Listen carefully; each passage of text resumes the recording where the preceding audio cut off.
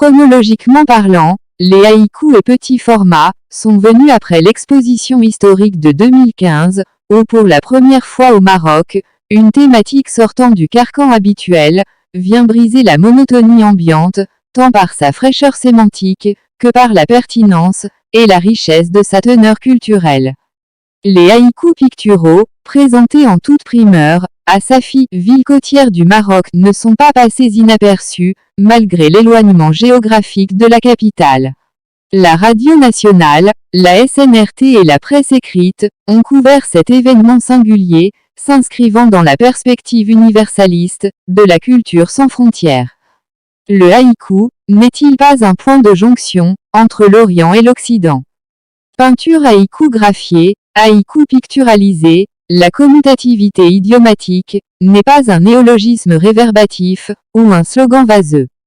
La peinture et la poésie font tandem. Les deux disciplines s'imbriquent dans une synergie complémentaire et prometteuse. L'art poétique et l'art pictural s'illustrent mutuellement, dans l'euphorie de l'instant créatif, tant ils obéissent textuellement et contextuellement à la même idée génératrice et à la même source d'inspiration. La première réplique de cette biculturalité, unie pour le meilleur et pour le pur, comme dit Razak, a été présentée en 1991, au Centre culturel Lamarive de Casablanca. L'exposition individuelle avait pour thème, au gré du pinceau et de la plume. Quelques haïkus illustrés y figuraient en bonne place. Ils ont été transposés soigneusement dans le Florilège, paru au Canada, en 1995, sous l'intitulé « Au-delà de l'artifex jeudi ». Chez Razak, l'engouement pour le haïku ne date pas d'aujourd'hui. Et pour visualiser l'aspect novateur de ces haïkus, par rapport à la tradition ancestrale, que les pionniers, Basho, Masaoka, Kobayashi, Yosabuzon ont institué dans la ferveur et le recueillement, il faudrait lire tous ces haïkus, ou du moins la majeure partie. On découvrirait le confluent, où la bifurcation s'opère en douceur, sans trop s'éloigner de la configuration spatiale idiomatique, limitée conventionnellement à 3 lignes. L'alignement horizontal de cette graphie étagée transformerait le haïku en un aphorisme. Les haïkus et petits formats forment une suite logique, du premier jet coloré où le verbe étincelant et la verve fluide se laissent imprégner par la galvanisation pigmentaire, dont le courant galvanique est le sentiment humain. Un alliage bienheureux, orchestré méditativement, dans le but de toucher le plus grand nombre, y compris les néophytes, en haïku et en peinture avant-gardiste. Un avant-goût de ce travail colossal a été présenté en France, en 2017 dans le cadre du premier Provectus des Arts, de Champagne-Ardenne.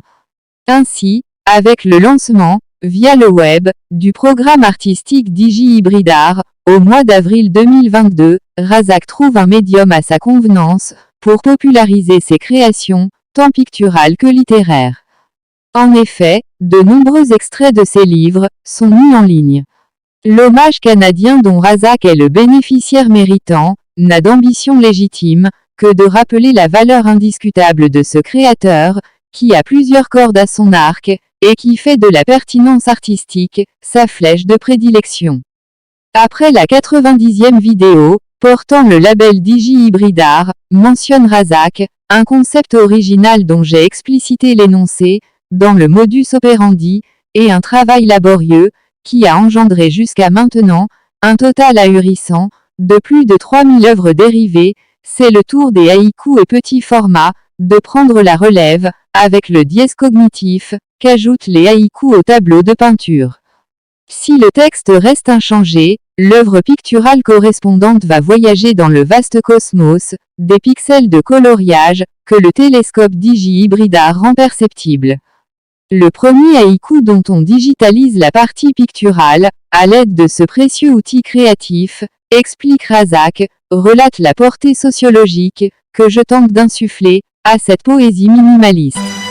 On est loin de la grenouille qui saute les temps, et dont Basho a fait un accent lyrique, qui paradoxalement, peut donner autre chose, si l'étang est à sec, comme le sont les retenues aquatiques, de ces derniers temps, où une canicule planétaire va crescendo, avec des dommages collatéraux, et désagréments généraux.